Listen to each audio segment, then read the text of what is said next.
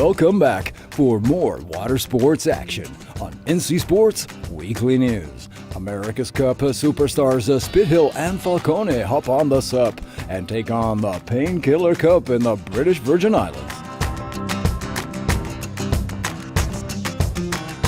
Sebastian Destremaux reports Blu Moon team with Flavio Favini takes the Melges 24 world title in Australia.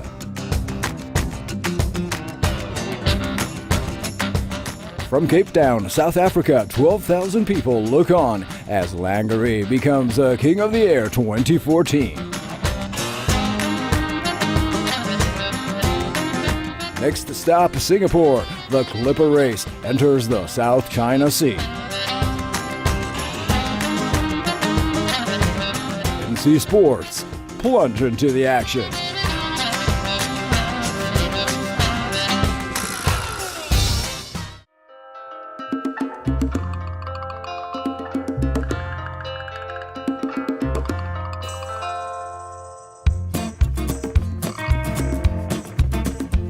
Stand-up Paddlemania was back at the British Virgin Islands for the 2014 Painkiller Cup for a tough and demanding challenge in splendid Caribbean waters. The name is most fitting because he'll definitely need to kill pain after this. Unfolding over a 14 nautical mile course, the start was positioned on the north shore of Tortola and the finish line at the world-famous Soggy Dollar Bar on White Bay. This is one long paddle, even for teams of 3 doing changeovers every half hour, as the event format requires. Attracting some of the best athletes in the discipline, this year's edition did offer something very special by showcasing some real nautical superstars. America's Cup 34 winners and authors of the greatest comeback in sports history, Jimmy Spithill and Shannon Falcone, also decided to have a shot at the crossing together with Paula Lenny under the flag Team International. Certainly, this was a very different experience from their achievements on the AC-72 Monster Cat Oracle last year, but the guys really enjoyed every single minute. The coolest thing about the race was we got a bit of everything. You know, so whenever you got the board, it did a changeover, the conditions had changed. You had rain, flat water, we had some swell, a little bit of bump. So it was really cool. It was good competition and very, very scenic. So it was very enjoyable. Yeah, I was happy just to hold off the other people. It was really cool. Safe face. Paula caught two more teams on the way back. Yeah. It was really cool. With such a tough competition, a 4th place finish was more than satisfying for the AC-34 heroes, and this year's edition of the Painkiller Cup was whisked away by Team Naish with Noah Ginella, Cody Kerbox, and Laurie Park. The youngest team in the fleet set a time of 2 hours, 30 minutes, and 30 seconds, and was followed by Team Boga in 2nd place and Team Caribbean Surf Company in 3rd. Yeah, it was pretty awesome. You know, you get to go through weaving kind of through the different islands and the mountains, and everything was really beautiful, and you know, stoked we got down here and had a fun race.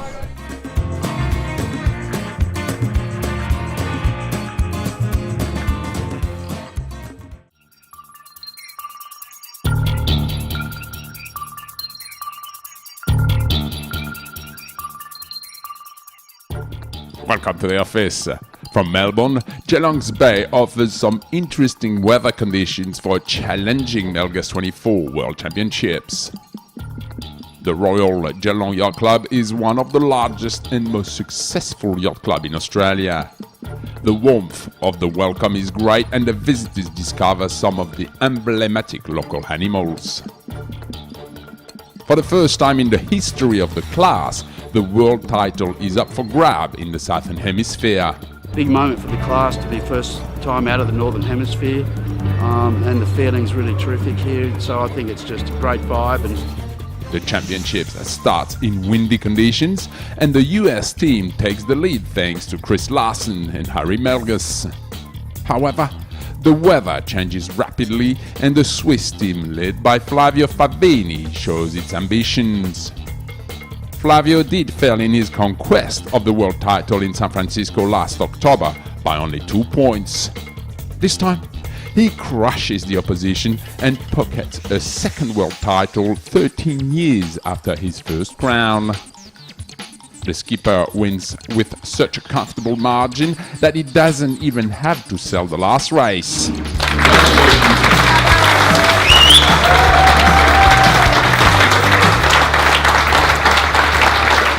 As you probably know, this is our 14th try to this regatta, but this is the best organized one. Harry and Bora, is an honor to race against you guys, and I hope you won't be too upset with your results. The battle for second place is between Harry Melges and the current Moth World Champion Bora Gulari. Great breeze today, a lot of fun sailing, really shifty, and it allowed for a lot of opportunities to gain and lose, which made it more fun and exciting. Unfortunately, the match racing for the silver medal won't happen.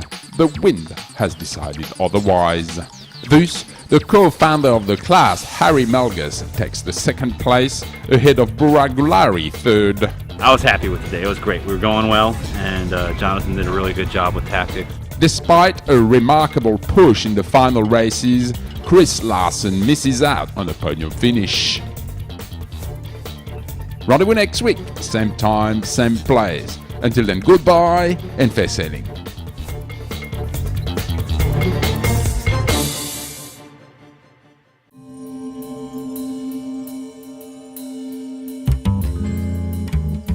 Holland's Kevin Langeree outflew and out-tricked the competition in South Africa and is the new 2014 Red Bull King of the Year.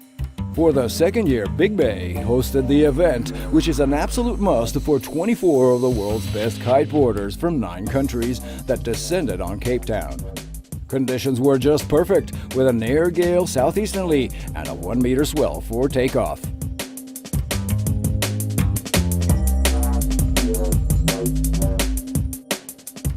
This is the biggest big air kite event on the planet, where hitting the 15-meter mark is simply not out of the ordinary. This is a one-day challenge where winner takes all, mostly due to the flag-out competition format, which kept riders on the course full-time. Playing it safe in the heats was not a smart option, so the high-altitude acrobatics were non-stop for the entire 6 hours of the event.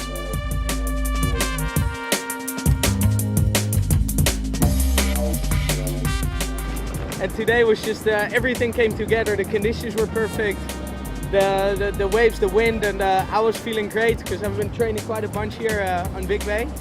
And yeah, I was just, it felt so good, like especially in the finals. All the crowd on the beach, it was pretty amazing. In the closing fought final in front of a 12,000-strong crowd, Langeree was unreachable and overcame compatriot Ruben Lenton in second and Steven Akersdijk from Denmark in third. This year's event was also big on technology, and judges could also count on the remarkable sensor. The innovative digital system measured height, speed, airtime, gravity loading, location, and the 3D motion of each athlete. Incredibly, all data was captured at 400 times a second and was accurate to within 3 millimeters as soon as the competitor landed on a jump. A welcome development that will rapidly bring a better understanding of the sport.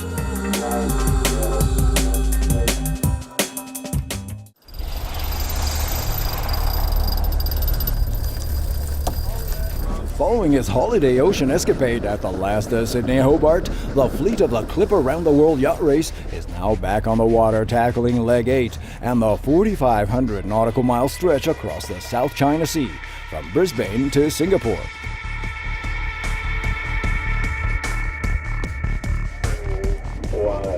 Subdivided into 2 separate phases, racing was full on for Part A to Mindanao, with the overall leaders still fighting for top positions. This was one of the tightest finishes so far in the Clipper 2013-2014 race, and less than 4 boat lengths separated winner Henry Lloyd and Great Britain from 1 DLL, just 25 minutes behind in third.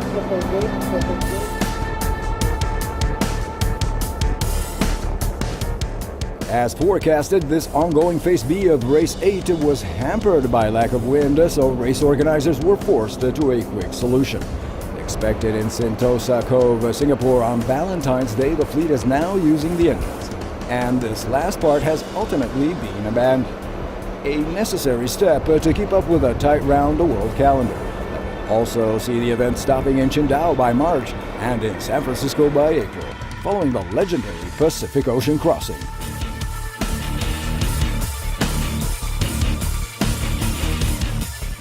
Brainchild of offshore sailing pioneer Sir Robin Knox Johnston, the Clipper Race is conceived for non-professional sailors and is the only example where the organizers supply the 12-1 design 70-foot racing yachts, brands them and mans them with a fully qualified skipper to lead the cruise safely.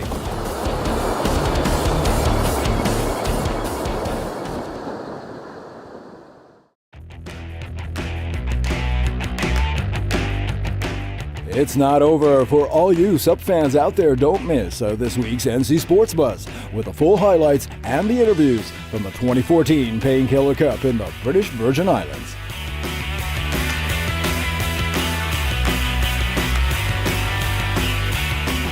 Plunge into the action with NC Sports.